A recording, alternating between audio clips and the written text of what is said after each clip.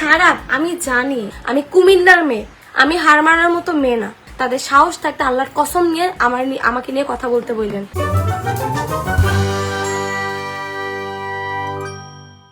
এত বছরও যেহেতু ঠিক হয়নি, আল্লাহ জানে কবে ঠিক হবে।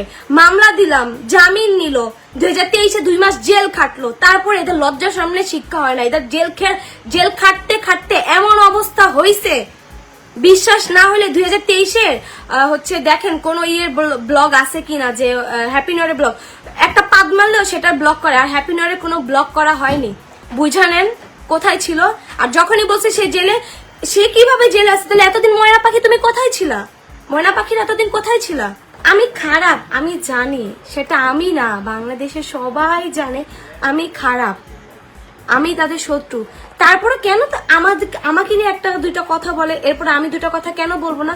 আমি তো ভালো না। আমি ভালো হলে অফকোর্স আমি মুখ বুঝে থাকতাম, বাট আমি হচ্ছে দুনিয়ার সবচেয়ে খারাপ মানুষ। প্রতিটা মানুষ আমার শত্রু। সেই ক্ষেত্রে যদি আমার শত্রু আমাকে একটা কথা শোনায়, আমি তো তাকে 10টা কথা শোনাবই। তাদের সাহস থাকতে আল্লাহর কসম নিয়ে আমাকে নিয়ে কথা বলতে বললেন। আমি তো দেখতেছি না ওরা কোনো ঝামেলা করতেছে। ঝামেলা তো তুমিই করতেছো, কারণ বাংলাদেশের সব মানুষ আমাকে ফলো করে, আমাকে দেখে, যার কারণে আমি একটা কথা বললেই রিয়েক্ট মাত্র 100টা আসে, কিন্তু সবাই জানতে পারে, বাংলাদেশের সব মানুষ জানতে পারে। আর তারা এত পরিমাণ ভাইরাল হওয়ার পরও তারা ব্লগের চিপাই আমাকে নিয়ে কোনো কথা বললো, আমাকে নিয়ে বাজে কথা বললো, আমাকে নিয়ে কোনো কিছু পোস্ট করলো, মানুষ দেখে না। কারণ তাদেরকে আমাকে নিয়ে কথা বলার সাথে তাদেরকে ফলো করে না মানুষ। এখন এটা বলতে মন যাচ্ছে, এখন অনেকেই বলবেন আপনার মাত্র 1 লাখ ফলোয়ার, তার 10 লাখ ফলোয়ার। ফলোয়ার্স মেটার করে না, মেটার করে কে কাকে বেশি দেখতেছে। আমার সাথে এই তুলনার খেলা খেলতে খেলতে এত পরিমাণে হিংসা আমাকে নিয়ে জন্মাইছে যে সুন্দর মতো ফার্স্ট পার্সনের মতো আমাদেরকেও বের করে দিছে। তো বের করে দেওয়ার পরও আমি হার মানিনি। আর আমি হার মানার মতো মেয়েও না, আমি মাতোয়াইলের মেয়ে, আমি কুমিল্লার মেয়ে, আমি হার মানার মতো মেয়ে না। আমাকে 10 বার ছুঁড়ে মারলো, আমি বারবার উঠে দাঁড়াবো। আমার বিজনেস পেজ না হলো 3-4 বার উপরে নষ্ট করছে। আমি আজ পর্যন্ত কোনো লাইভে এসে বলিনি। আমার ইনস্টাগ্রাম, আমার 6 লাখ ফলোয়ারে ইনস্টাগ্রাম নষ্ট করছে, না লাইভে এসে কান্নাকাটি করছে, না কোনো কিছু পোস্ট করছি, না মানুষকে জানাইছি যে আমার ইনস্টাগ্রাম নষ্ট হয়ে গেছে।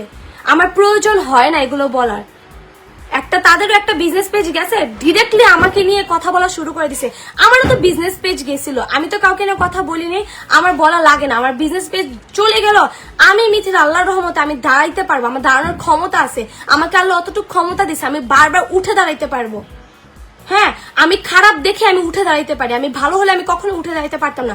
সো সব মেয়েদের আমার মতো খারাপ হওয়া দরকার আছে, যারা আমার মতো ফ্যামিলি পলিটিক্স এর শিকার হয়, যারা আমার মতো এরকম এত বাজে একটা ষড়যন্ত্রের শিকার হয়, সেই সব মেয়েদের আমার মতো খারাপ হওয়ার দরকার আছে, নাহলে তারা জীবনে কোনো কিছু করতে পারবে না।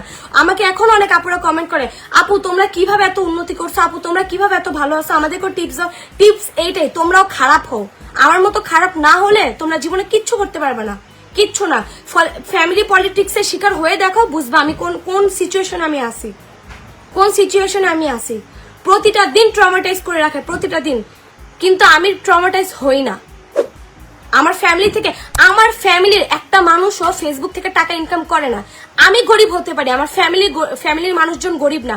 তারা গরিব হলে তাদের পুরো 14 গোষ্ঠীর মতো আমার 14 গোষ্ঠীরও ইউটিউব ফেসবুক থাকতো। আমার পুরো 14 গোষ্ঠী ইউটিউব ফেসবুক থাকলে আমরা থাকতাম নাম্বার 1 বাই কোটিপতি। নাম্বার 1 না থাকতে পারলো কোটিপতি থাকতাম, কোটিপতি। এমন টাকা কামায় দেখাইতাম। বাট আমার ফ্যামিলি, আমার মান সম্মান নাও যদি থাকতে পারে, আমার ফ্যামিলির খুবই মান সম্মান আছে। আমরা ওদের মতো বিদেশি না, আমরা স্থানীয় লোক।